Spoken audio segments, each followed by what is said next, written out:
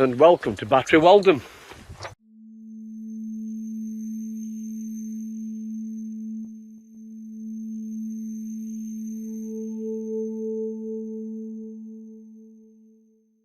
That looks like a sentry post, that obviously been blown up or destroyed, and there's a big bunker there.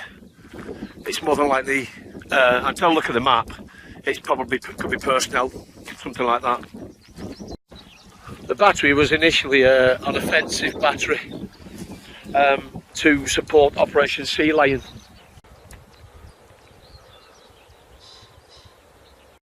This battery was quite a big battery. It had quite a lot of things here. It had 2 M70 gun emplacements with 15cm guns. It's got a fire tower, which is quite unique actually, looking at it. The battery was actually named after one of the local towns called Waldem, and that's where it's got its name from. It has a very tall, unusual fire tower. I think it's about 3-storey actually. But one of the unique features of this is it has a rotating casemate. So let's have a look at it.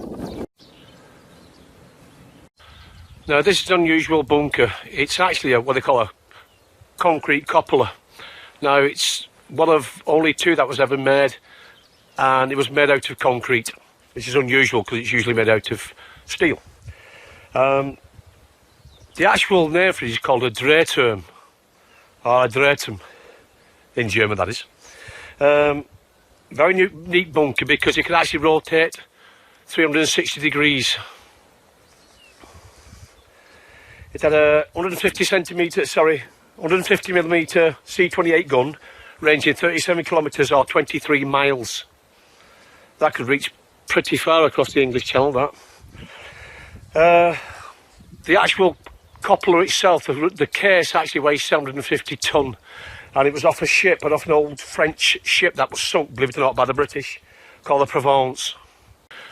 This casemate, because it can rotate on 360 degrees, it's actually facing inland, which is unusual really, because you'd expect everything to come from the water. But I think it's because, more than likely, it was expecting the Canadian infantry who captured this back in 1944-45. So let's try and get inside this rotating turret and have a look at the mechanism it's using. Now then, was this gun actually blown up inside here to get it out, or... No, it was, yeah, definitely. I think it was blown up to try and get out. I'm surprised. Size of the bolts that were holding the gun in place. And there's a mechanism that would help it rotate. And it's still here, if you can see it.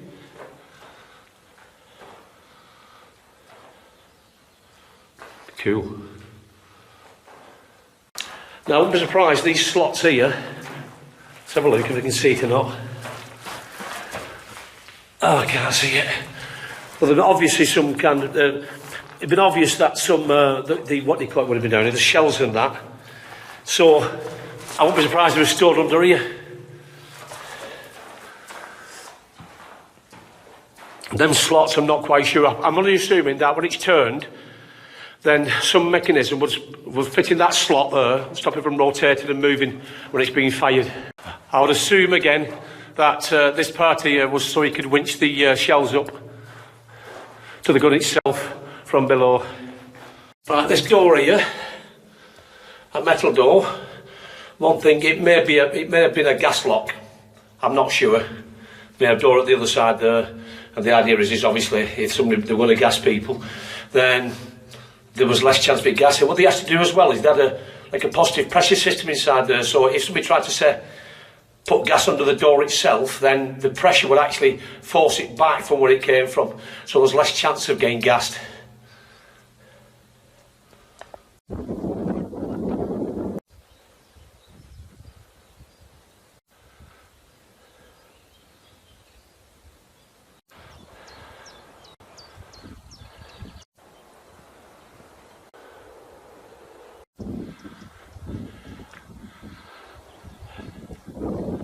We have places like this because obviously it's 70 years old and everything's overgrown, so you struggle to get everywhere.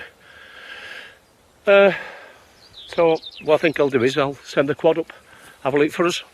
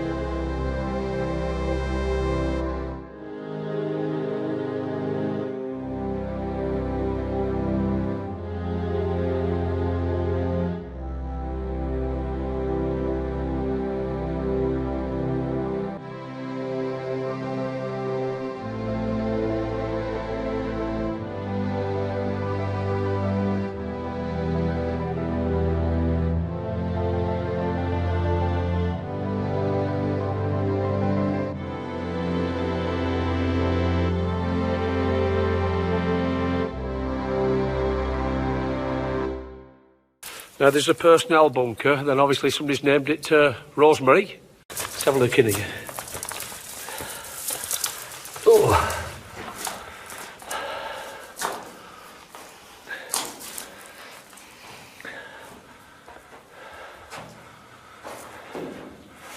This could be a personnel bunker when I think about it. Yeah, it is. I think it is, because these brackets here, I think, at a guess, may have held beds.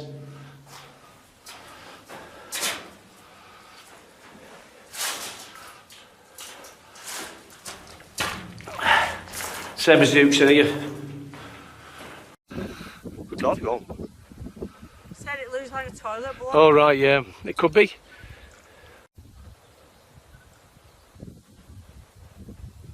Now you see this casemate, it's obviously facing out to sea, like the other one, the Dredum, the Dreherm is facing inwards. So, as I said before, these couldn't turn anywhere. This all they can do is traverse something like 120 degrees side by side and up and down about 35 degrees with the guns in it. I'll have a look inside anyway. Well, this has definitely been blown up. No front on it.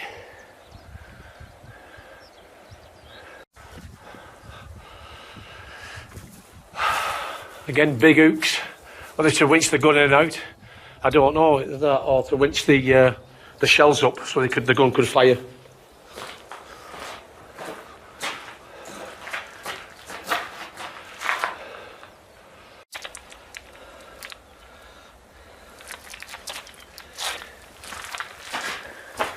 I'll tell you I love you.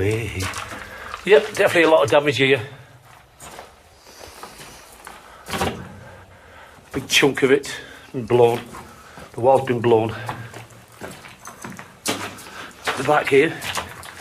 All right, straight to outside. All right, yeah, cool. That's the way in.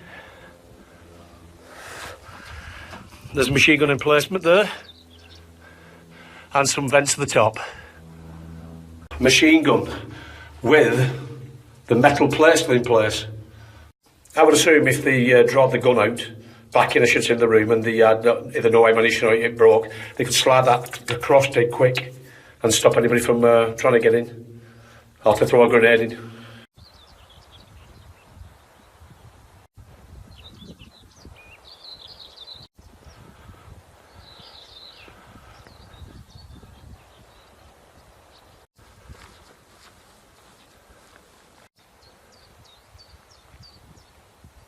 Anyway, I hope you like the little video of Waldem.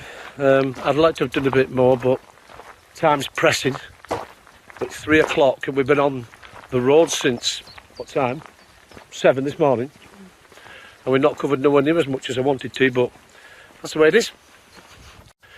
If you do decide to come and visit some of these batteries along the Calais area, then make sure you have some old equipment on, they don't mind getting ruined. Pair of boots, a torch, a camera. The easiest one to get to actually is the Oldenburg one. It's behind the old where the old camp was, you know, the immigrant camp. It's all abandoned now. The date is just before the beginning of May 2017. Easy accessible, nobody seems to bother you. You can go walk around there and it's pretty clear. If you go out to the Walden battery, it's very, very overgrown. You have to be very careful. If you want to try and have a look inside the rotating turret, then be careful because there's about 2 foot of water. I had to balance myself to get across it. But generally, there's 2 casemates at the end. And they're fairly easy to get to part of it, but generally it's overgrown. There's a lot of thorns, and they're about 2 or 3 inches long. They really are sharp, so just be careful. This site is a nature reserve, and it's usually occupied by, it's a gun club, and for shooting birds, but I think it's out of season at the moment, so I can get around it pretty easy. Nobody's bothered me. A couple of people have come past.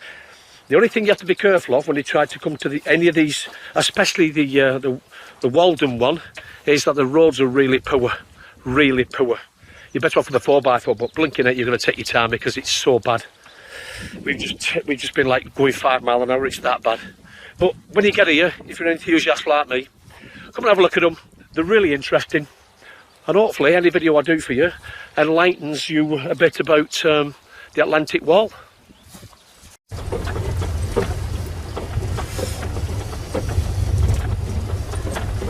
What I'm on about, if you decide to come and look at these batteries, especially Walden,